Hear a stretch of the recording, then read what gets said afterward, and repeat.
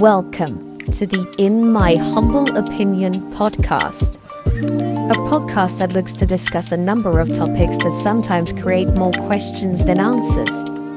The views and opinions expressed by the presenters are their own and can be assured are utterly and woefully misinformed. If you like explicit content and naive ignorance, then please enjoy at your own risk.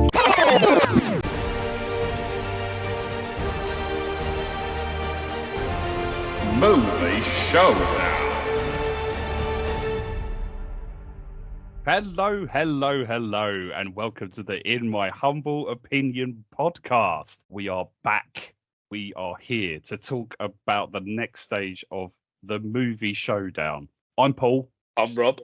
We have got through to the next round of our Movie Showdown. Before we go ahead, we just need to clear up some misunderstanding that was in the last couple of episodes about how many films there are and what that means when you create a tournament. Repeatedly through the episodes, we kept remarking on it as the quarterfinals. But Paul's being pretty polite here. I don't think Paul really mentioned it that much. I think it was actually me, like really hammering it home. This is the quarterfinals, blah, blah, blah. Paul quite openly expressed his lack of sporting technical knowledge. I've got no idea. Got no idea. And he just let me, he just believed me. More for him. More for me. The understanding is, though, that was essentially we were talking about the last 16 of the tournament, meaning that the winners of the last 16 are now the quarterfinal. So we're in the quarterfinal stages here. It's almost like, like when your clocks go back, you get an extra hour, you get a little bit of extra. So you're getting a little bit of extra right now. You're getting a little extra, a little cheeky lay-in on those cold winter mornings. Yeah. With us coming in your ears. Hey. Just to go over as well in the quarterfinals, now that that's cleared up, yep. Who is versus who? So it's just a refresher. Rob, I'm going to refresh you here because I don't know if you remember. But you know me really well, to be fair. Like, may I just say, like, over the weekend, I gave promises to you. I was like, I promise. Yeah, I'm going to watch fucking all these films. Yeah, I'm going to know exactly what I'm doing. I'll be honest, I didn't watch any of them. I did watch a couple of episodes of Dr. Quinn, Medicine Woman. I watched a couple of episodes of that. That was good. Series. Very good. And the Wonder Years. Literally, I was listening to it and I was like, wow. Yeah, beautiful. I mean, the introduction to the Wonder Years is one of the best in TV. Get by with a little help from my friends. Is it that one? Is that the music? Yeah. Okay, cool. All right, I love it. Get by with a little bit of help from my friends. There's a little bit of that, Okay, so the first quarterfinal. Should we say game? I don't know. Again, sports terms. I don't know. The first Showdown. Showdown. Gun noises here. Yeah. It's Step Brothers, which, if you remember, was your choice, versus Forrest Gump, which again was one of your choices. For fuck's sake. Yep. Yep. It's going to be a very okay. I mean, obviously, clearly I knew that. Yeah, I remember it well. Yeah, of course you do. Yeah, like it was yesterday. Step Brothers beat Spider-Verse. Yep. Spider-Man to the Spider-Verse, which was a shame, but we both agreed that Step Brothers was overall the better film. Forrest Gump beat Temple of Doom, Indiana Jones Temple of Doom. Yeah, it did. To get through to the coveted quarterfinals. Second showdown is Akira. Your choice, yeah. One of my choices, yeah, which beat Labyrinth. Yeah.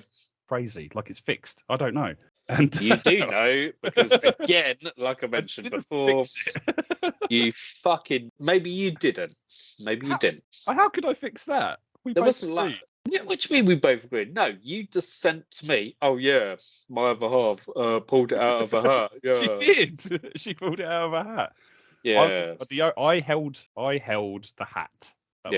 This is exactly the same as like the sorting hat in fucking Harry Potter going to Harry Potter. Yeah, going. Oh yeah, Yeah, Slytherin. Yeah, you like a bit of that, would you? And then Harry's like, well, no, actually, because this film's got my name on the fucking title, so I'm choosing the rules here, sweet cheeks. Yeah. The Salt in the Hat and the Chamber of Secrets doesn't have the same Yeah. ring to it, does it? No.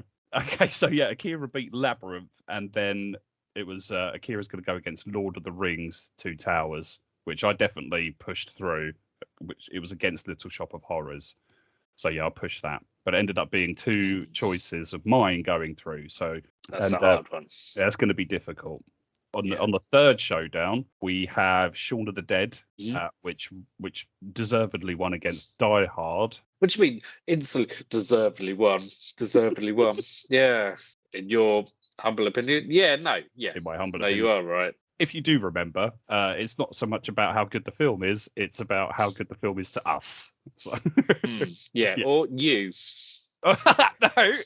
Yeah, how good the film is to me. If you listen back to Movie Showdowns episode or part 1 in my humble opinion podcast, you'll probably hear Rob say, "Oh yeah, Paul, I really love spending time with you watching Shaun of the Dead. If we had to watch Shaun of the Dead or Die Hard, it would be Shaun of the Dead. I love you, bruv." I mean, yeah. Right. First of all, objection. Calm down, you Felix, Lord. Right? No. Oh, what a fucking game! Oh man, I'm loving that shit. Yeah, sorry, go on. Yeah, So, Shaun of the Dead one. Shaun of Well the done. Dead, Shaun of the Dead. Yeah. And then we had Showgirls go through against the Goonies, which I really enjoyed talking about the Goonies, but I enjoyed talking about Showgirls even more. So we got a lot to discuss about that little gem. I enjoy loads about Showgirls. Yeah. Doesn't even need to be verbal. No, actions. It's more about action. Yeah, actions and feelings. Feelings myself. And then in the final quarter-final, Imagine this. If Mama Fratelli was actually the lead in Showgirls. Can you imagine that shit? I want to be a showgirl. Hey, call me the goddess. I'm dancing in the swimming pool. Oh my god, she wouldn't. Sit back. Imagine her, like she wouldn't be in the swimming pool. She'd be in like a dirty fucking puddle. Somebody would be like, "Oh, sorry, there's a body floating in the swimming pool next door, but it's Mama Fratelli doing the pool scene in the Showgirls." Doing the fucking doggy paddle. Come here, Carl McLachlan. Oh, fuck's sake. Found out what his name was. That's why I said it. The Flintstones. Oh, right. Yeah. Weird flex there. That's what I do. The final quarterfinal, we had Evil Dead 2, which beat Die Hard with a Vengeance. Obviously. It was obvious in the end. The argument was null and void by the end of us fangirling over Evil Dead. Yeah, because that's the shittest Die Hard film. So it's all right. I think it's better than the first one. Oh my god. Are we gonna do this again? We're gonna have a Die Hard episode where we'll just talk about 1 and 2 on their own. I don't think we should, because we'd split up. But yeah, it'll be the end of an era. It'll be like Thelma leaving Louise. Yeah, it would, but like imagine the breakup sex. Oh, Jesus. Oh, so my. That's the episode. Yeah, hold on. Yeah, sorry, yeah, gosh. So yeah, the final person to go through, the final film to go through, Star Wars: Revenge of the Sith, because I banged on about that for far too long, which meant that the episode was a bumper episode. So yeah, apologies for that, and thank you very much, listeners, for persevering through that to find out that it beat The Lion King in the end of the day. Thanks for that. Yeah, so. Yeah, to be fair, you kind of just went on about trying to bang Nala for a little while. Yeah, I mean, what happened after that recording? Nobody needs to know about. Nobody needs to know about. In fact, like, I don't want to know about that. You got one of the kids' big bumper Disney colouring books out. Yeah, a little flick through the pages. Exactly that. I was like, so I woke up next morning to like loads of emails from like WWF like sponsor this animal kind of shit. I don't know what that was from, but like took a bit of money out of my account. Don't worry about it. I cancelled it. It's all good. It went through to the podcast email, and it was like, you no sir, you can't have sex with the animals you adopt. Then I'm out. I'm sorry. Yeah, it's done. You want me to save them on a condition? You know, there are rules. You dirty boy. So yeah, there you go. Step Brothers versus Forrest Gump, Akira versus Lord of the Rings: Two Towers, Shaun of the Dead versus Showgirls, and Evil Dead 2 versus Star Wars: Revenge of the Sith. So we are going to go into the first showdown, which is Step Brothers versus Forrest Gump. Now, we're not going to argue in the similar way that we did previously in the quarterfinals. We're going to mix it up a little bit. So what we're going to do is we're going to read out a review from IMDb for each of the films, and we're going to base our opinion off of the review. We may counter some of the arguments off of IMDb, but they are the 1-star reviews that people have left for the films. So in their own humble opinions, they've made their voice heard on the internet, as we know, which is the worst place to do it. And we're going to see what their opinion was of these movies that we have put through as good movies. So yeah. And like, just to clear this up, a little bit of admin, a little bit of housekeeping. Yeah, a little bit of housekeeping. You say we are going to read these reviews. No, you are going to read these reviews because it's best. It is best. I have 20/20 vision, so I think it's best. Yeah, it is. Yeah. Okay, so Step Brothers. We're going to go Step Brothers first. Yeah. Step Brothers is versus Forrest Gump. So the review for Step Brothers, all on IMDb, all of these reviews, and they're all 1-star reviews to keep it equal across the board. No 2-star, 1-star. The title of this review for Step Brothers is Warning! ! This movie will suck the intelligence out of you. I just cannot believe that any grown-up actor would want to be part of this pile of manure. What on earth were they thinking? It has no redeeming features at all. It suffers from an unbelievable story and even more unbelievable characters. Okay, so that person is clearly like into opera and fucking, I don't know, like French noir films where everything's got to have a fucking reason behind it. I agree with that. Yes, I think that you should know what type of film you're watching, and the expectations should be managed at that stage. It doesn't end there, but we were like, these characters are very believable in the last to get it through into this bracket. Maybe we just know really stupid fucking people. Yeah, maybe. So it doesn't end there. It's a sorry state of affairs. Well, yeah. Yeah, maybe Rob. It is a sorry state of affairs when people who are interested in movies, they must be, if they're part of IMDb, lol, can say this rubbish is the best comedy they have ever seen. How dumb can you be? I feel really dumb myself because I keep trying to watch Will Ferrell comedy movies. I should know better because there is not one I could say I really liked. The only decent film I've seen him in is Stranger Than Fiction. That film was awful. It wasn't in his wheelhouse. He tried the best. No, he wasn't him. What the fuck is this cunt doing? Sorry. Apologies. Like, we don't know this person's name or anything like that. They're not going to hunt us down, are they? And even if they do, I don't care, because that person is seriously like an inferior specimen of a human being anyway. They are a bit of a movie snob. I'm guessing that they are a bit of a snob when it comes to films. Right. So what they're deliberately watching, so that, oh yeah, watched all Will Ferrell's film and I hate every one of them. So I mean, I'm not being funny. You watch one or two and you're like, nah, I'm not going to watch any more of theirs. Yeah. Stop being a glutton for punishment. Like, what are you doing? Do you want me to start putting? I bet that person's like putting out cigarettes on their toes and jacking off. What's wrong with you? I know. Yeah. So he still goes on, no, or she, I don't know. Right. He seems to repeat himself over and over in each movie. None of them with any idea of what comedy is. Avoid this and anything with Ferrell in it. Like the plague, you'll be less intelligent after watching this crap. If this is the sort of thing that makes you laugh, then you are beyond sad. Beyond sad? Like what? What's beyond Manically sad? depressed? Yeah. So, I mean, oh yeah, I'm a bit sad. Isn't But that like, the target audience though? Because they yeah, want to, they want to laugh. yeah, yeah. You don't put it on and think, oh yeah, I really fancy like a melodrama. No. Yeah, I really fancy watching like mellowing myself out, watch a film like Black Swan. Oh no, No. I'll watch fucking Old School. Oh yeah, that's a No. great film. It's Break a the fucking tank. banger film. They don't stop there though. Are you joking? No.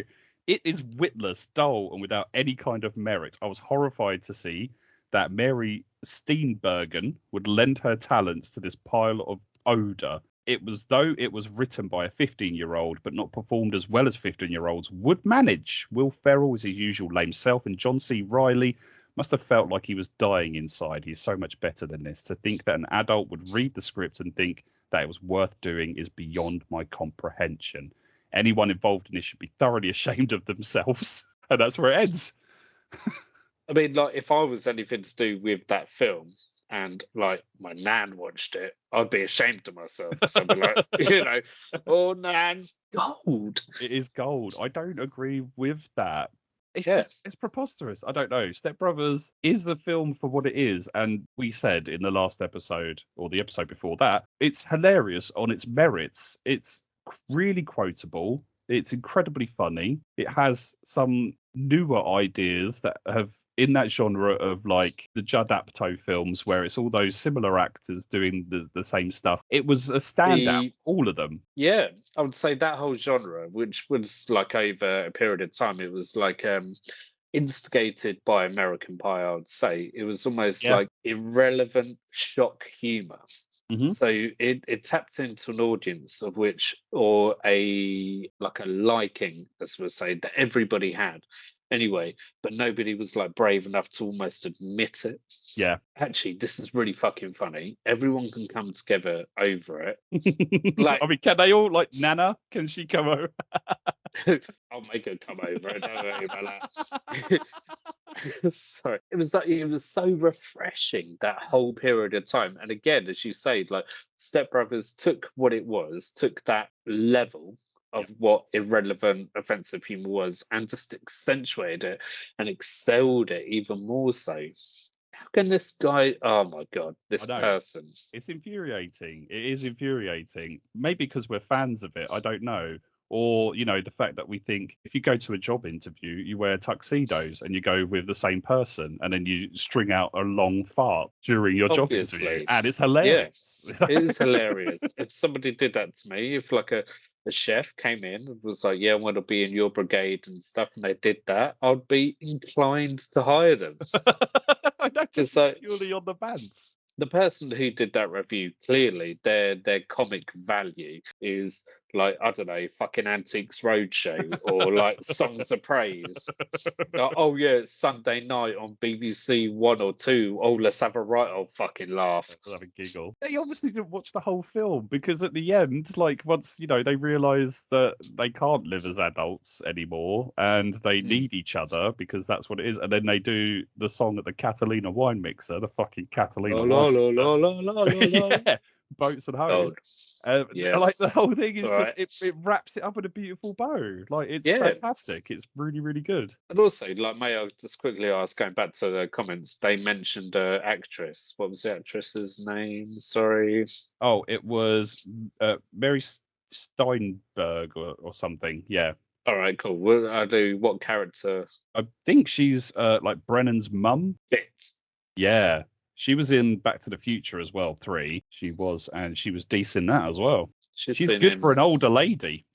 Yeah, I mean, great wardrobe. That is, we've like the makeup commented on often. Like, listening back to our previous episodes on movies, it's like, yeah, great wardrobe. Yeah, we really focused on Maria Tomei, who is Aunt May in. Yeah, we you see her in The Guru. Oh, don't even. That great fuck. Genuine enjoyment in that. Yeah. Shit film. film. Was a shit film. It was a shit great casting. So yeah, that's kind of sad, but that's what that is. So with Forrest Gump, we're going to do the same thing. 1-star review on IMDb. Now this is for Forrest Gump. Rob, calm down on this, okay? No, I'm This I'm not being funny, but like, I'm like, this is going to be almost like a personal attack for me. I feel. Okay, right. I feel like I'm going to get a bit angry. I'm not gonna lie. This person goes into it. I'm not going to lie. Okay. The I bet title of, none of the others do. I bet you've deliberately chosen this one. You're like, yeah, Rob's going to fucking get really upset about it. I bet you wrote this yourself, didn't you? It was me. It was. Okay, so I'll shut up. the title of this review is "Didn't Like or Get the Message." What a fucking cunt! I haven't even started yet. Okay. I'm out. Okay. You can stop me whenever you feel like you have to counter their review argument. Right, how long do you want this fucking episode to be? Okay, I've got work tomorrow. This movie suffers from a bad case of schizophrenia. The movie starts out as a story about a boy who overcomes a handicap with a strong single mother. The movie could have been then a low-key version of Radio, made a statement about the obstacles one has to overcome. So maybe Radio is a film about somebody in a similar situation who overcome the odds and was successful. Why would you want to make it schizophrenic? What's schizophrenic about it? Literally nothing.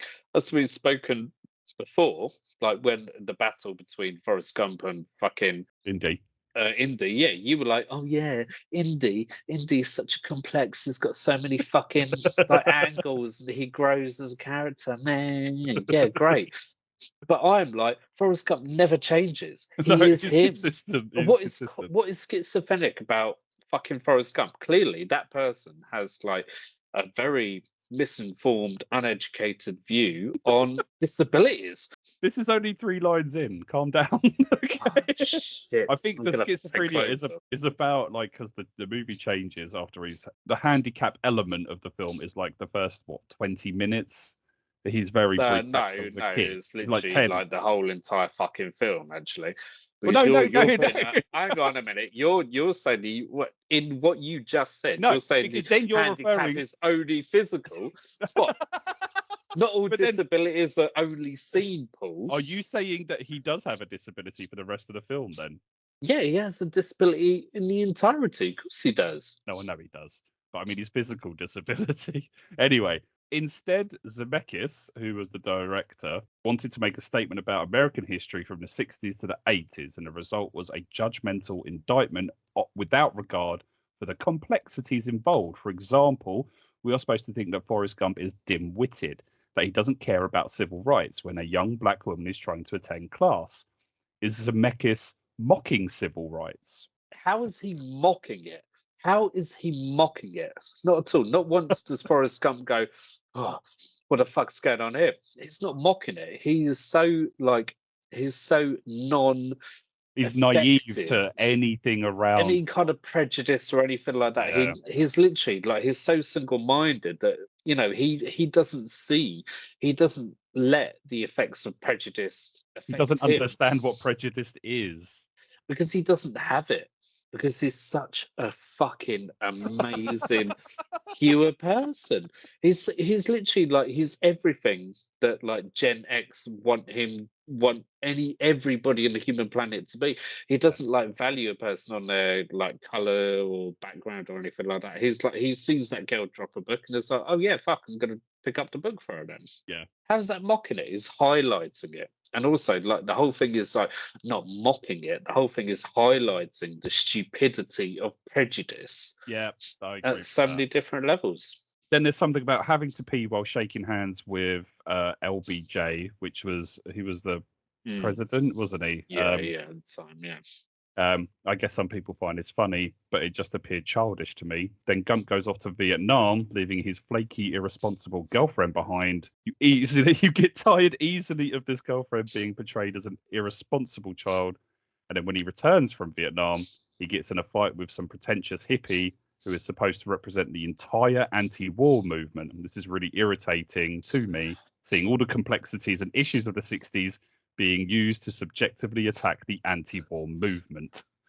What a load of fucking shit. First of all, Jenny was never his girlfriend. They were never wasn't. actually a No. girlfriend or anything like that. He actually doesn't pick a fight with Lieutenant Dan or like the hippie movement at all. He absolutely never does that. In all No, fairness, like, because Jenny's there at the war rally, anti-war rally, yeah, and the guy that she's with is, I guess, the hippie in question. Doesn't Forrest get a little bit uppity about it a little bit with Jenny, and they get into a scuffle? he doesn't get up to you about the movement, about the like civil rights or whatever, or any political value or anything like that. He No, gets up to you because he slaps Jenny, and he's like, "Nah, that's Dad." right. Yeah, it's like, "Nah, So Dad, I'm not fucking up that." is that an indictment on female violence and making it Yeah, trivial? yeah, exactly. If he did, oh, nothing. Oh, don't worry about it. Vietnam War was so bad. I'm gonna let this guy slap this woman around. No, didn't want to see his friend getting slapped about. I feel like this person's gone too much into looking at messages instead of Forrest going through time, and should really be focusing on his life and the complete, like I said before, the complete random events that happen to him. Like he finds himself in a situation. So you should be following Forrest's path, and he is just in these scenarios at the time. You don't need to look Exactly. at Forrest's effect as the dim-witted person Yeah. for the movement's sake. He is literally like he's almost just like watching things pan out in front of him, and he just happens to be there watching it almost. Yeah. He's not deliberately trying to be part of that. It's To just be there. fair, I get this next point. After this slight, the movie moves on to a new story. Now Forrest is running for no reason. Doesn't just run away What at was? all. What do He you just mean? runs. He just runs. Yeah, He doesn't tell anybody why. I'm pretty sure it was at that stage where his emotions were getting way too on top of him. No, I'm just gonna run. There's a reason. There's like an emotional reason. He's like, right, I need to get away from the emotions that he's actually feeling. So I'm just gonna fucking run. I And he guess runs. it parallels the beginning, doesn't it? In a way, he's running at the beginning as a way of kind of breaking free of the physical disability he has at the time. And, Yeah. he's But it's free also of that. running from fear. From isn't it? fear. It's like, Yes. oh yeah, shit, something's going on. I'm scared. Yep. I don't know what to do here. And somebody has suggested, well, fucking run. Jenny's Yep. like, run, and he's like, yeah, okay, yeah, I'm gonna run then. Yep. So it's like him harboring back to that. It's like a reflex to it. Yeah. That he gets scared again. It's like, well, I'm just gonna fucking run then. Yeah. I'll finish it off. So by the end of the movie, I'm just annoyed by his talk about the box of chocolates. This movie was extremely annoying, patronising, and ignorant. Forrest Gump might have been better, more honest movie if Zemeckis stuck to the storyline instead of pursuing a right-wing political agenda. Well, that went a little bit crazy at the end there, didn't it? Well, I think first of all, like clearly this person does not know their left or right. Like they need to like on their trainers or shoes or whatever they fucking wear, they need to literally put left and right because this is so far away from right wing. Yeah, It is it's unbelievable. lefty. Yeah. It is. It's like it's so lefty. Based off of those two, the Step Brothers and Forrest Gump, what are we going to say? Like, how do we then think which one's going to go through? Step Brothers or Forrest Gump? Me personally, Yeah. I mean they're both my choices, and like it's agonizingly no. That's a complete lie. There's no competition for me. There literally isn't. Like Forrest Gump for me all day. I fucking love that film so much. I agree. do. Forrest Gump is Yeah. a great film. It is a great film. And although I take the piss out of it all the time, like there's more layers to that than there is to Step Brothers, but I enjoy Step Brothers for what it is. Forrest Gump's going through. Happy days. We'll see how that goes when they go against the winner of the second quarterfinal. So that's Akira versus Lord of the Rings. So I'm just going to fly into Akira's negative review and we'll go from there. I'm sure I'll have a lot to say about this as these were my choices. And both of them I have like, especially Akira. I don't have a lot to say about it because I can't fucking remember it. Okay, well, let's see if this refreshes any of your memory. The title of the review is Mighty Overrated, Possibly the Worst Anime Ever Made. I hate this person. Akira is possibly the most overrated anime ever made. I do not understand the love. It has been hailed as a classic. Tell me why you love this. Is it because of the convoluted story? That I understand. It is a little bit more cerebral than other movies. That's because it doesn't hold its punches with the audience. It wants the audience to, or expects the audience to understand what's going on. Well, And just actually like work and pay attention. Yeah, it doesn't need to spell it out. If you want to, I don't think it's that convoluted at all. If I'm honest, like if you compared want a to simple movie, watch the Meg 2. There you go. Well, yeah. Is it because of the lifeless and dull characters? Is it because it's really long? Is it because it has many scenes of unnecessary violence? Not quite sure what this person is meaning. The characters are not dull at they all. are thick. they are thick, double C thick. Yeah.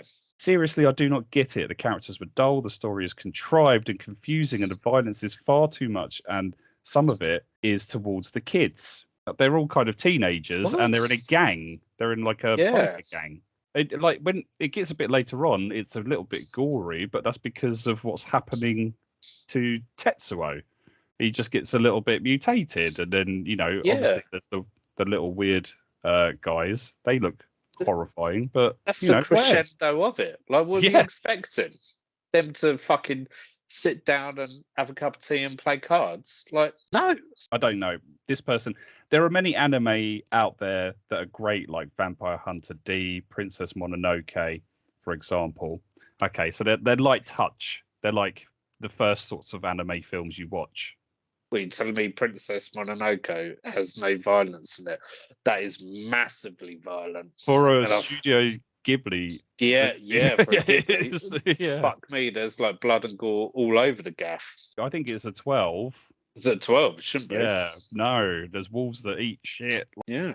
It is good though. Akira just doesn't satisfy at all. It's boring and unpleasant. And to finish my story, halfway through Akira, my brother, who was really excited to watch the film, fell asleep and I was drowsy.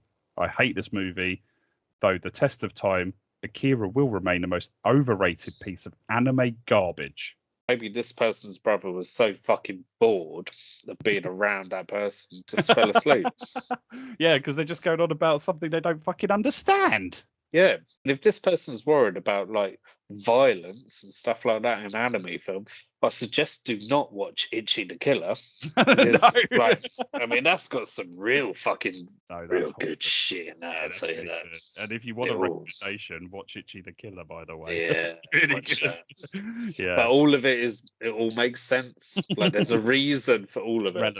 It is relevant, and I don't think the violence is not relevant in Akira as well. It's about like street gangs in like a Tokyo that has suffered after a war and has become this like cyberpunk place. And fits in with the story aesthetic that it's trying to put across. Like, gangs are there, it's quite lawless. Plus, chuck a sidekick or psychokinetic like being into it who just overtakes people and like wants to decimate the city again. Of course, it's going to be violent. It will always be violent. What do they? I don't know what they expect.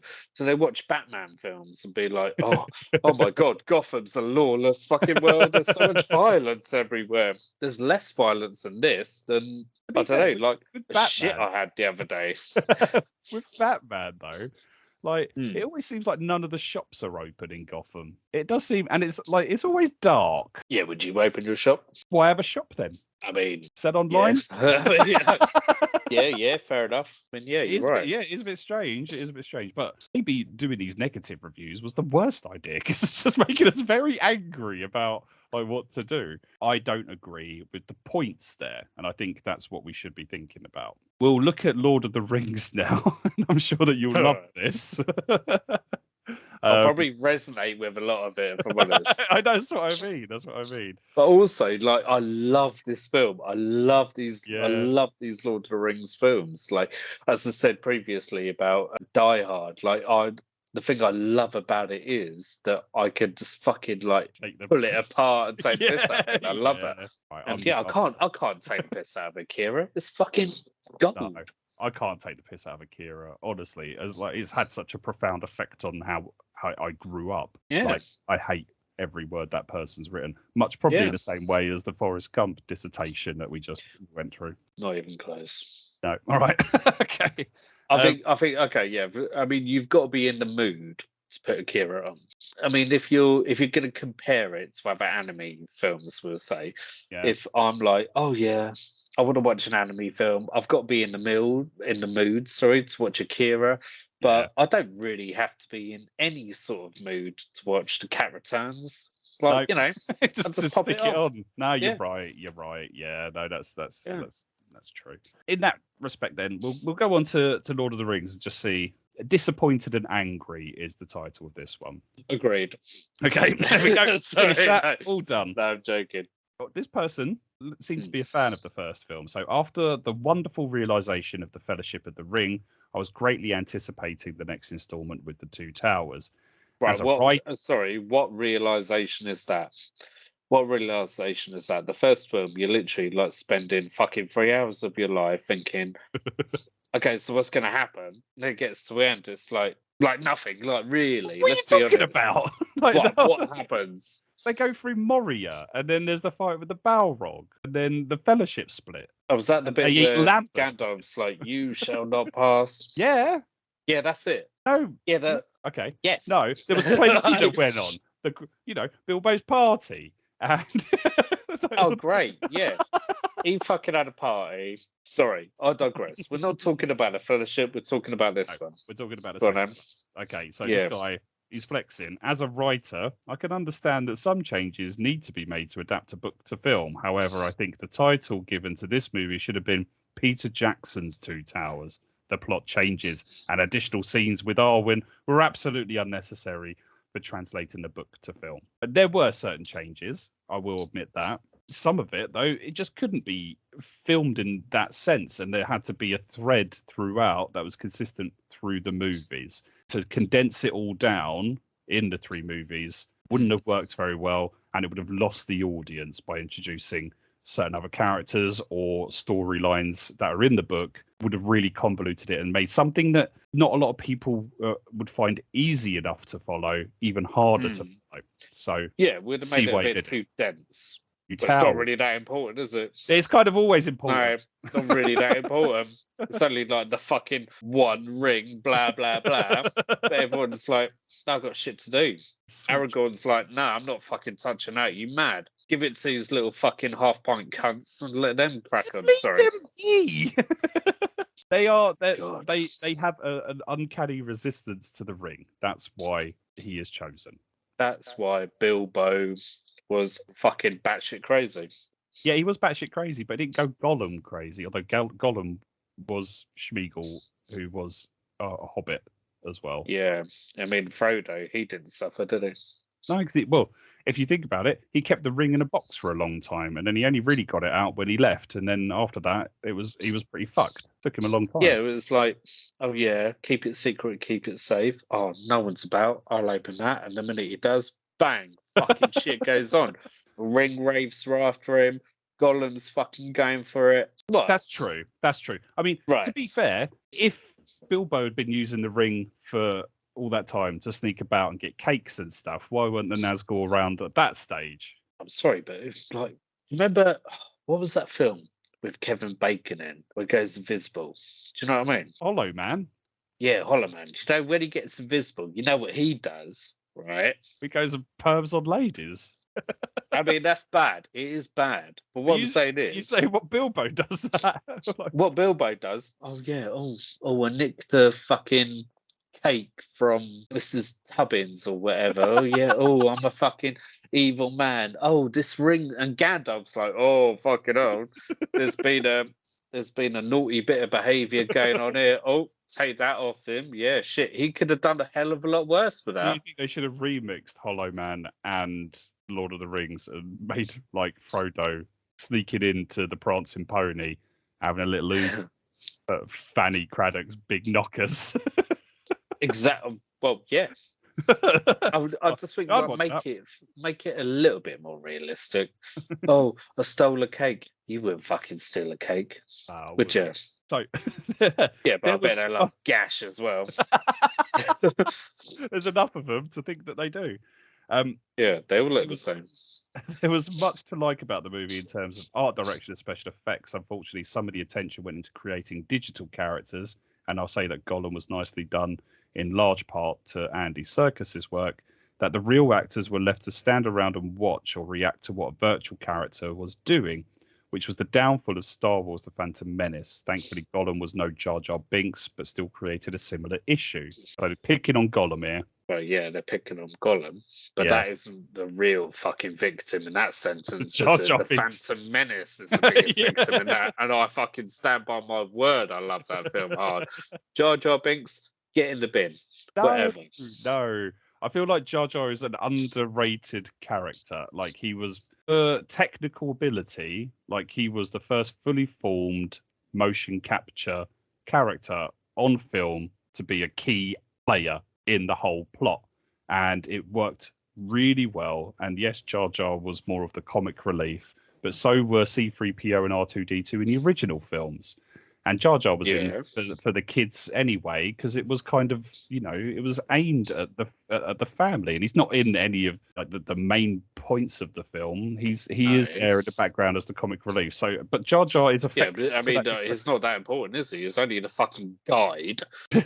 But yeah, I mean, he's Are you telling me, right? So you're telling me that they based all of that on like the family for the kids, nothing like that. So you telling me that I would say my second favorite fucking Star Wars film is because I'm too immature and too. Is that what you're saying? Hi listeners, Paul here. I have no idea what he's on about. Yes, with the Phantom Menace. Right. Yeah, he was created predominantly for kids and merchandising, such as George Lucas's way. Anyway, yeah, I don't know how we're. Yeah, I know how we're there. But yeah, like anyway, Gollum though, Gollum takes the next step, and yes, Andy Serkis done an amazing job, but so did the character design, and it made a huge jump from Jar Jar to Gollum, and the movement and the animation of facial animation, all this stuff, mocap, everything. Yeah, everything was like, you know, it was really, really good, and great. They wanted to highlight that. He's an exceptional character. Like Gollum is an very exceptional character. He is in the book. So he does bear some he bears massive relevance on the story. So of course he's going to be a key player. But this person doesn't seem to think that is the case. I'm no purist where Tolkien is concerned, but I would have been able to live with small changes that were necessary to make the movie. For example, I can understand why the film didn't end at the same place as the book did. It didn't bother me. Nevertheless, there were some rich scenes in Tolkien's novel, from the friendship between Legolas and Gimli to some very moving moments between Frodo and Sam, which one of which awakens the best out of Gollum for a moment. They were ignored and replaced by Peter Jackson's own ideas. This I cannot live with, and it makes me very angry. I hope he gets back to Tolkien's world when he finishes the last movie. Obviously, this review was done before Return of the King. Yeah, if you can't live with that, then die. Yeah. Oh my god, sorry. No, this is a thing. Like, fandoms can destroy the thing that they love. You can see it with Lord of the Rings, and I get it, because if you love the books and then there's a film about a book, you always think, oh, are they going to do it any justice? Always, yeah. Of course. I'm the same with The Witcher. Like, I love the Witcher books. I've read them all. I think they're absolutely fucking amazing. So I can get that. I can understand that. Yeah, sure. But from like an entertainment point of view, like the film is fucking good. Yeah, it's handled with care by people that love the books.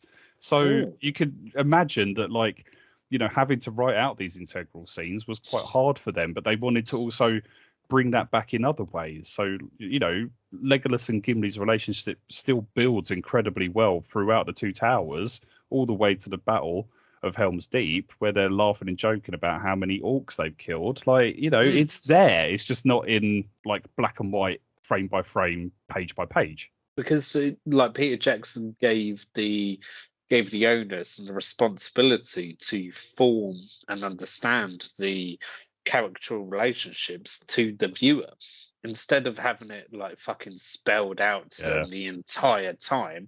Oh yeah, this person does this person loves that person before that, blah blah blah. You're not trusting the audience by doing that.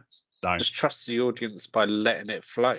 And eventually they obviously, in that relationship with Legolas and Gimli, you get to the crescendo and you're like, oh yeah, it's worth it and stuff. Yeah.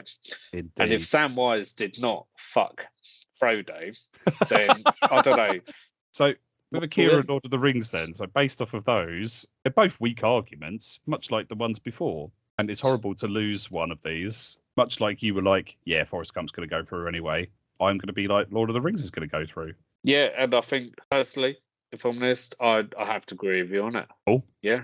I love them both. I'm happy with that. Good stuff. Okay, right. Lord of the Rings goes through, which does mean that Lord of the Rings goes against Forrest Gump in the semi-final. Shit. That's irrelevant, isn't it, really? I don't think we'll get there. Shaun of the Dead. I think it's going to get relevant, isn't it? Get fucked up after this. Yeah, shit. So Shaun of the Dead versus Showgirls now. So Shaun of the Dead. We love that film. Hilarious. Zombie rom-com. All good. Now this person called it Yawn of the Dead. Before I start with the review, I'd like to make it clear that I'm a huge fan of anything that has to do with zombie films. Don't say that. I can see all I can get my hands on, whether it be good or bad, whether I've heard anything about them or not. Shaun of the Dead seemed like a cool idea for a movie, at least prior to when I saw the trailer. After seeing the trailer, I thought I'd give it a chance anyway. Something not recommended to do, since that's the 99 minutes of my life that I am never going to get back. Right, sorry. I mean, first of all, he's classifying it as a zombie film, which it isn't. It is not a zombie film. No, not at all. It happens during a zombie apocalypse, but it's not that film. No. There's almost nothing about that almost. No. It's like it's something that's happened that they have to deal with. It's not about zombies at all. What are you talking about? Not even part of it. No, what are you talking about? It's a romantic comedy and a man becoming a better man. A man boy becoming a man. So yeah, he's wrong. He's wrong. One of the main problems with this movie is the characters. Okay, that's not true. All the characters are written incredibly well. For good drama, you need suitable characters to move the story forward. Shaun of the Dead lacks this vital component. In many instances, it's hard to tell what the screenwriter is thinking. The following characters inherit this film. The main character, Shaun, he is an ugly loser with nothing going for him. He feels sorry for himself the whole way through the film, all the way to the ending, but it's really his own fault that he is a big loser. Shaun has a friend who lives off of him, and Shaun's other roommate. This guy is lazy, fat, and a disgusting slob with no sense of responsibility whatsoever. I forgot to mention that he deals marijuana as his only way of income. Adorable, isn't it? Right, so what is that not about character depth? Also, would you prefer that Shaun is played by, I don't know, Ryan Gosling? Would you prefer that? Or like it's not believable. It's not relatable. How can you say that isn't like the characters are dead? The whole film is like, I don't know what the budget is. I can't imagine it was that much, but all of it is based around dialogue and character interaction. Yeah. Exactly. That's like fucking all of it, the epitome of it. The writing is really good. And it's because Shaun he's an everyman character. It doesn't need to have leading man looks. And the fact that Ed, his friend, so Nick Frost, is this kind of character is part of Shaun's development because it's his past.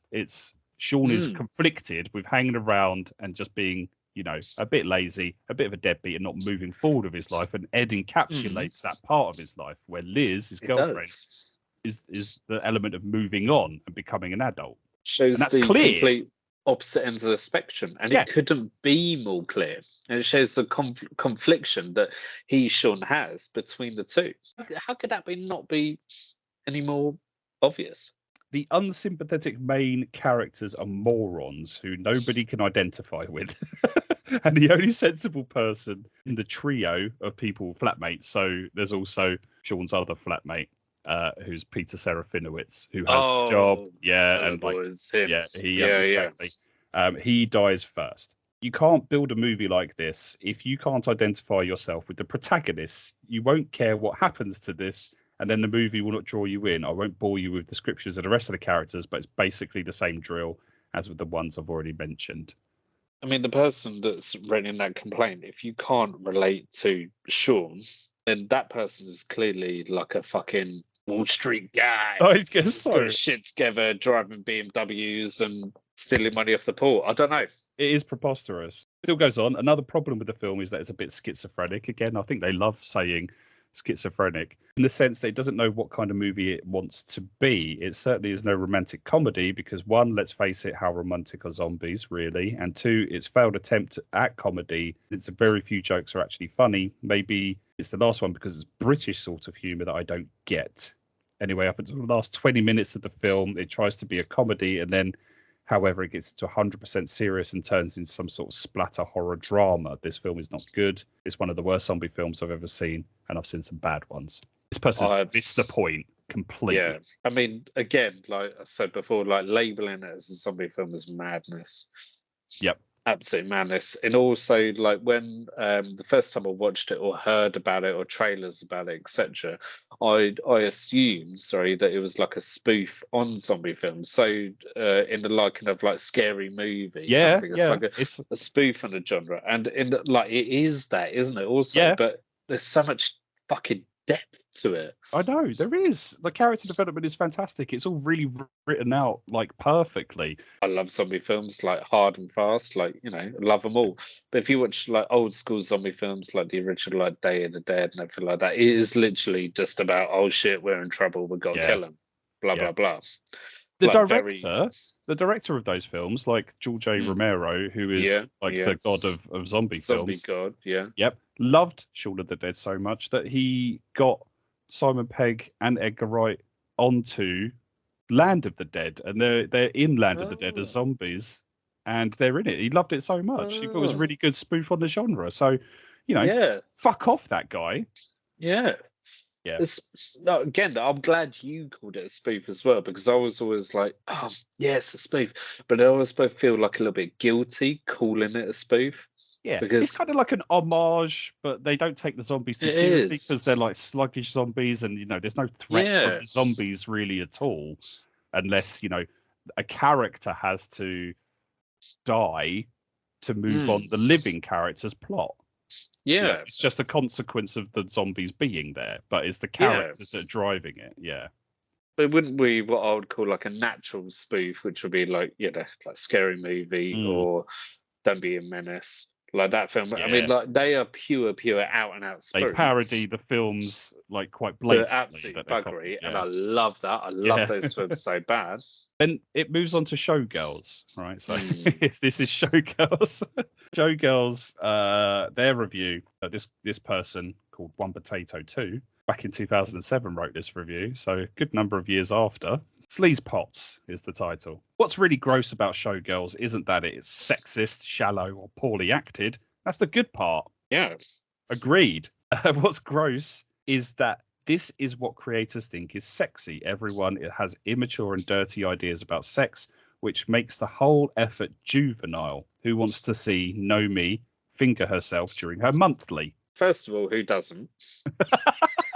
I mean, that's a very integral scene with her relationship with the dancer guy that wants her to be in his dance group, in his dance, and building that relationship with him, and them bonding over that experience together. Exactly. They're forming relationships.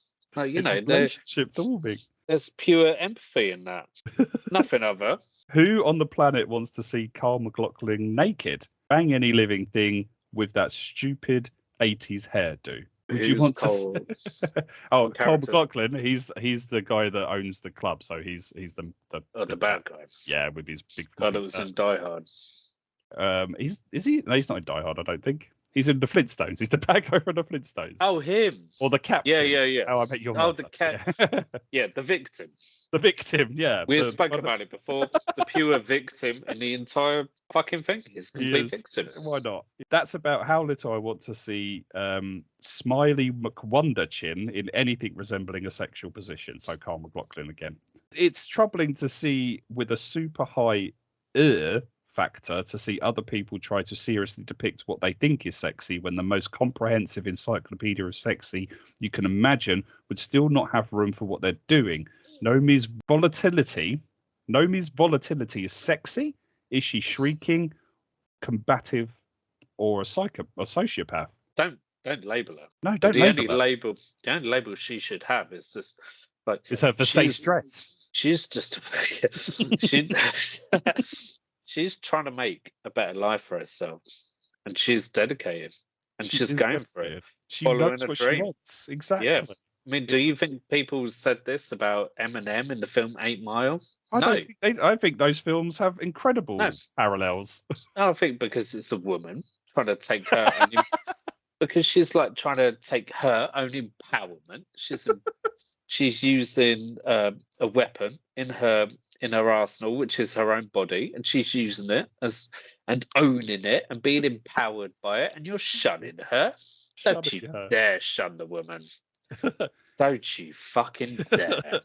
You know how in rock movies nothing is ever less cool than when the cool band finally performs and you just sit there and wince about how bad it is. This is the sex. Nothing is less sexy than people who think they're sexy and who think they're making a sexy movie, failing at both. And frankly, if you've ever seen Joe Esterhaus, not quite sure who that is, you really have no interest in what he thinks is sexy.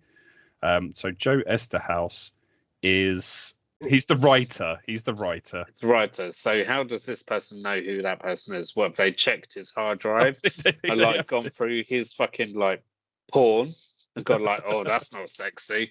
Oh no. I mean, what kind of porn does he have? This film is not. The film's got tits. The film's got tits. The film's got physical it's got it. movement of bodies, yeah, definitely, and stuff like that. But it's not about making it sexy. It's about a woman's ordeal against the patriarch. We're thrust into her life, and her life is a difficult fucking life. thrust into her. I don't know, but she. What you mean? You say you wouldn't thrust into her life? I've thrust into many things when Showgirls is on, like Sally. the sofa cushions.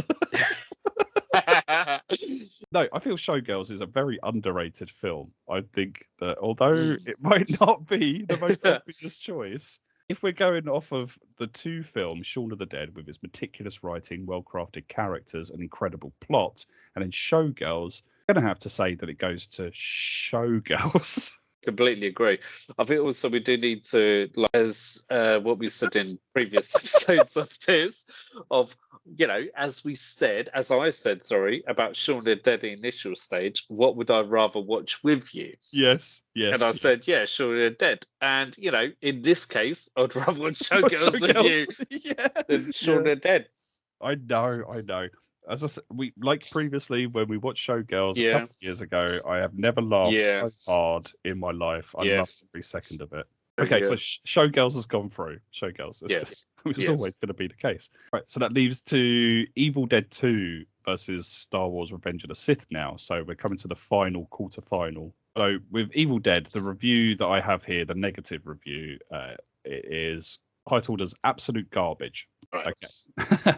Evil Dead 2 is possibly the worst movie ever made. Bad acting, a plot that made no sense and has more holes in it than Swiss cheese. Supposedly a sequel to the first one. This person doesn't know anything. Idiots. It starts off as if the first one didn't exist. How can it be a sequel then, you fucking cunts? Sorry. I don't know. Something other than cunt. I don't know what.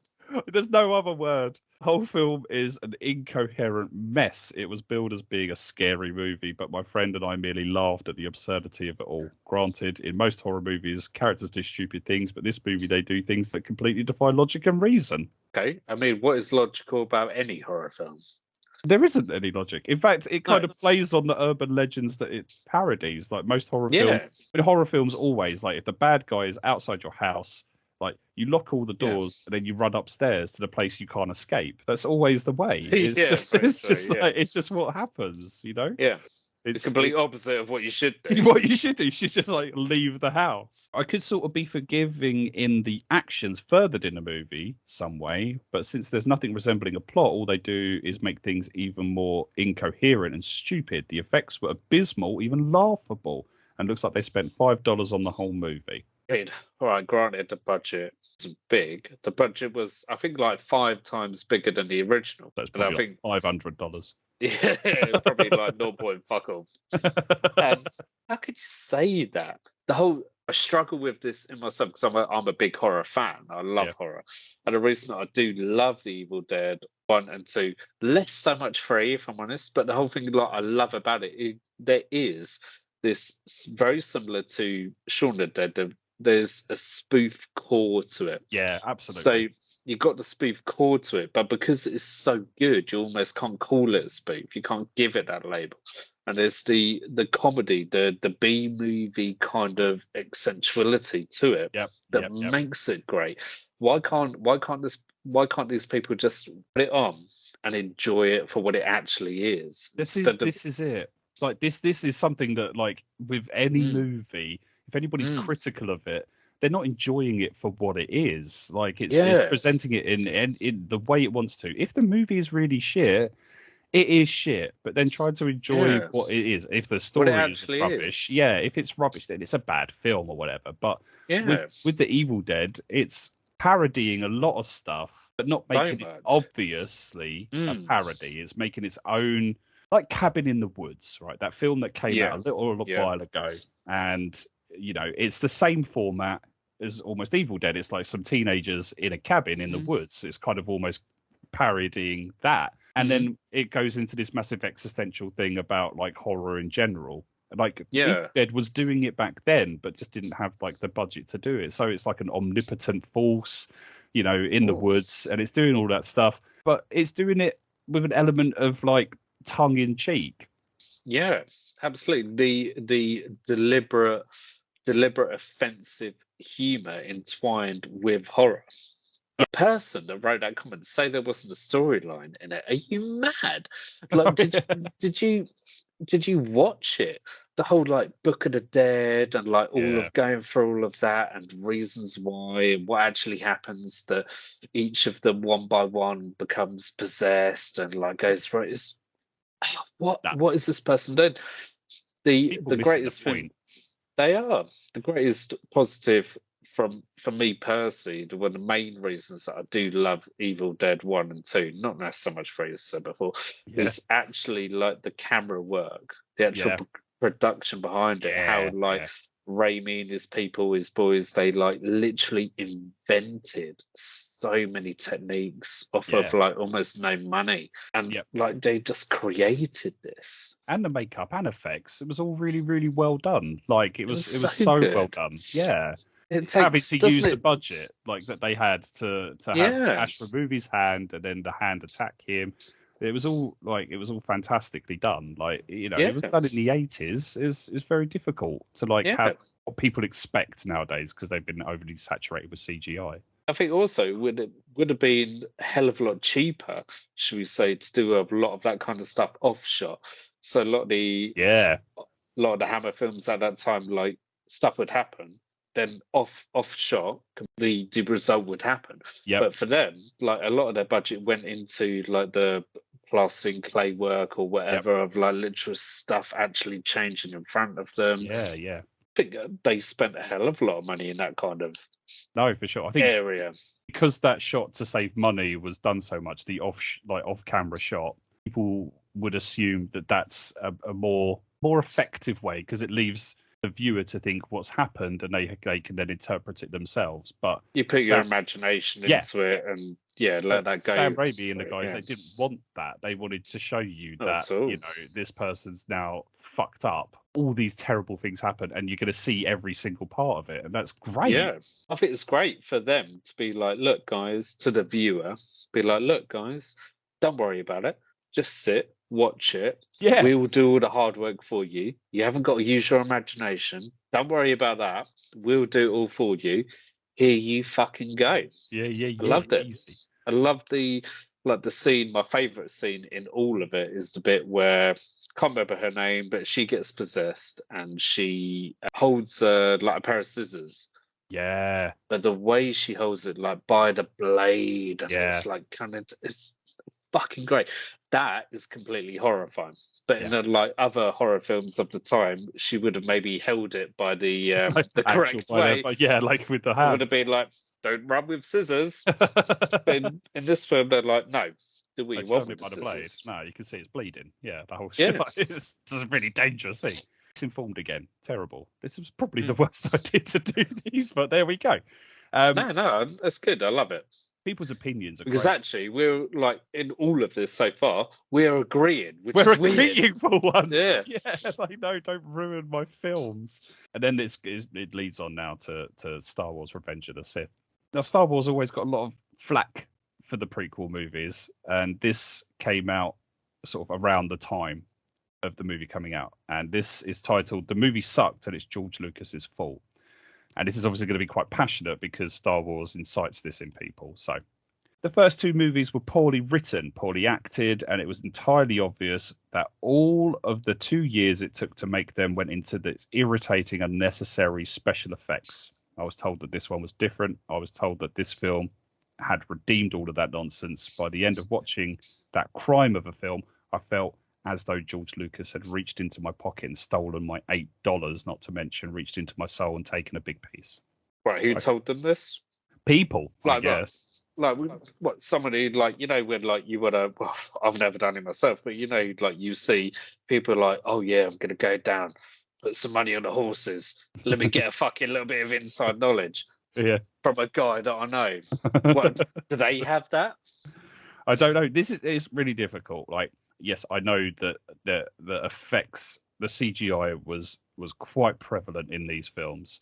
The idea, I guess, was to open up the scope now that he had the technology and budget to do so of the world he created. He couldn't really do it in the previous three films in the 70s and early 80s because that was hard to achieve. And what they did achieve was great, but most of it was just shot in a sandy desert because it looked like an alien planet. To worry about it this time, he had the money to do that, and the effects at the time, weren't great. Yeah. But again, if you watch the film for what it is, and number 3, Revenge of the Sith, does take a huge step in the technology and it looks decent. Yeah, it's well polished. Yeah. It's like saying to you, right? You're going to go and do your, I don't know, you're going to go and do your fucking maths exam. You can sit there in the fucking hall. Here you go. Here's your pencil case. Do your maths exam. Oh, you've got a pencil and a pen. Oh, you've got both of them. Yeah. You're not allowed to use a pen. You can only use a pencil. Do you know what I mean? And then in that time with those films, George Lucas has fucking pens all over the place. What do they want him to do? Fucking use chalk on a blackboard? No, use the fucking pen. Of course, of course. How is that a bad thing? Christensen, so Hayden Christensen and Natalie Portman are awful again. Samuel Jackson was equally bad, but none of them were as irritating as the CGI bad guy. It's the CGI bad guy in the that might be talking about General Grievous. But I thought it was all right. I thought as a character it was all right. Yeah. How could you not do that CGI? No, can't. Wookiees made an unexplainable appearance because of the loyalty that the true fans wanted, and just like C-3PO and R2-D2 appeared in the film, R2-D2, by the way, was able to move around and fight a bit, which was stomach turning, and in the original movies he was more than just a walking filing cabinet. Oh, what? So he can't evolve? He can't get better? He didn't have these things like in the later movies, which is, you know, in the early films it's obviously later on, so he doesn't have like little rockets where he can stuff. Yeah. So and then he shoots out laser stuff, but like that happens. That's by the by. No, they're right about that. They are right about that. I'm sorry, they are fucking right. What? So when R2-D2 was younger, he had more skills than he did when he was older. How I would see it is that once the events of the prequel took place and the Republic was demolished and made the Empire, R2-D2 was on board. He was essentially Bail Organa's like go-to buddy, right? You know, Leia's adopted father or father adoptee, and there was no need for rockets and crazy stuff. So that's why he doesn't have it in the. Shut up. Okay. So what you were saying is that at the end of like at the end of the prequel films, the Men in Black come out with their fucking like memory killing device thing, go, and R2-D2's like, oh yeah, fuck it, forgot. No, R2-D2 in fact doesn't have his like memory wiped, but C-3PO does. So R2-D2 is very conscious of everything and knows throughout all of the films. Fucking hate you. Darth Vader becomes evil because he's afraid of Natalie Portman dying. What? Stupid. No, we've established that. He that is becomes probably evil the because main he reason. fucking killed kids. He's He evil went in because there he is and literally jealous. slayed an orphanage. Sorry. He did exactly what I do in Skyrim. Every single fucking playthrough, I go to what's that place? Is it Is it what in Riften? The orphanage in Riften? Yeah, Yeah. exactly. Go to the Riften. I'm like, yeah, I'm going to start a playthrough. I'm going to be completely different. No, I'm fucking not. I'm going to go there. I'm going to slay them all. I don't give a fuck. I'm going to I'll save it. after all the kids. I'm going to save it before I go in there. Kill them all. I'm not reloading. That's it. I'm done. So you just Yeah. okay, right? I was going to say like you killed them, but then you go back and just like pretend it never happened. So you're doing it because you wanted to kill children. But if you were doing it through your playthrough, then I understand the consequences. Okay, that's good. Yeah, well, yeah, in theory, I'm like, yeah, I'll go and do it just to have a bit of laugh and then reload. But then I enjoy it so much, I don't reload. And then the guard comes over and is like, you owe me a fine. And it's like 50 coins. Yeah, I'll give you a couple of coins. Yeah. Yeah. I'll talk you down. I've had a fucking great time. Right? Yeah. My speech is 100. Like, I'll just talk my way out of it. Yeah. So he is evil because he's jealous. He's evil because he has a cold black heart. For Christ's sake, he slaughters children in this movie. You don't do that to protect your girlfriend. The birth scene is crappy, especially when she just casually throws out names for them with no thought, even though she was dying from losing the will to live. And I'm not making this up because of Anakin turning to the dark side. They did a few things half-assed just to say that they explained something that needed explaining. The Emperor was mangled by Samuel L. Jackson, so he looks like he does in the original films. I can understand that, but that still needs to be explained why he looks like that anyway. And then Jimmy Smith. What do they want the birth scene to be? Like an episode of One Born Every Minute? I don't know. They want fucking like visceral and shit everywhere and like. It's the future. There's none of that. It doesn't need to happen. Dad's sitting around having a cup of tea whilst she's fucking pushing out and having a rough time. What do they want out of that? I don't know. Is that what you want to see? Oh, hopefully not. Hopefully not. The battle scenes gain popularity with somersaults and unreasonable leaping ability. The 3 or 4 fight scenes in the Star Wars movie mostly is just two guys having a sword fight realistically. To hell with this movie and all who like it. George Lucas should burn in hell forever. I know now that the new Indiana Jones film will suck beyond words, just as I suspect. Right, hang on. So when they're saying it's unrealistic that Jedi's are jumping around and shit. Yeah. Sorry, it'd be very unrealistic if they were just there having a fucking fencing battle. Yep. Okay. On guard, touche.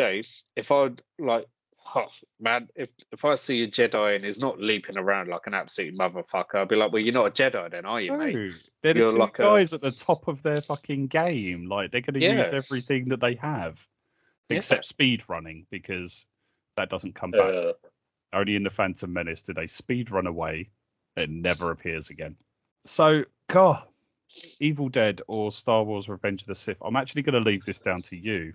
Do you actually really want to leave it down to me? Because you know what my answer is going to be. Yeah, I'll leave it down to you. It's fine. Well, I'm going to say Evil Dead. The evidence. Okay. I'm going to always say Evil Dead. Like I do, again. Yeah, that's what I'm saying. No, that's fine. I love Evil Dead. I do like it. And Revenge of the Sith, I explained the points of why I liked it, mainly in the previous episode because of Anakin. But I can happily like defer on that because Lord of the Rings went through. So all right, yeah, I'm all right with that. But give me a little fucking scrap of the bread. It does mean 3 of your choices have gone through in the end here. So this is good. You have been listening to the In My Humble Opinion podcast, part 3 of Movie Showdown. Join us on Instagram by searching at humbleopinions_podcast or viewing us on YouTube by searching In My Humble Opinion Pod, or one word.